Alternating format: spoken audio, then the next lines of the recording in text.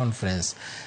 Kawadhi nyime ni Nurses e kaunti ma Siaya ochungo ng'anyo ma gisebedo godo e ndalo 4 mokalo mondo mi gimi ten kaunti no thuolo mar winjo ywakgi. Paro ni biro bang' ndalo 3 mar romo e kind riwruok mar Nurses mag Siaya kod jochung' mag kaunti. Ka giwuoyo bang' romono, karane kaunti ma Siaya Joseph Ogutu olero ni ne gichopo e winjruok machuok gi Nurses kokalo kuom jotendgi mar chungo ng'anyo kuom thuolo mar ndalo 30.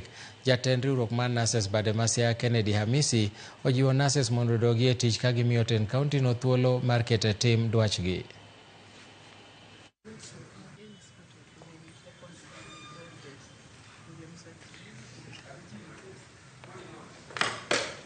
Kawuono wabedo gi winjruok kaachiel gi jotelo mag union mar Nurses ma Siaya County mondo watiek wach mar strike gomo manyocha dhi mbele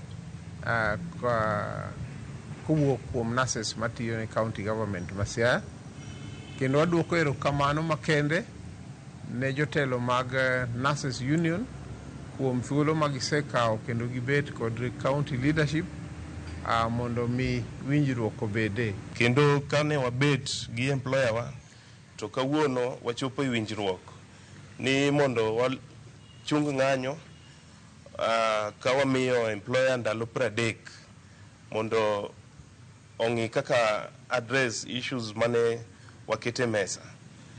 Ndalo 30 gi ka okalo, kaponi employer ok otimo kaka wawinjre, to biro chunowa kendo mondo wadogi ng'anyo.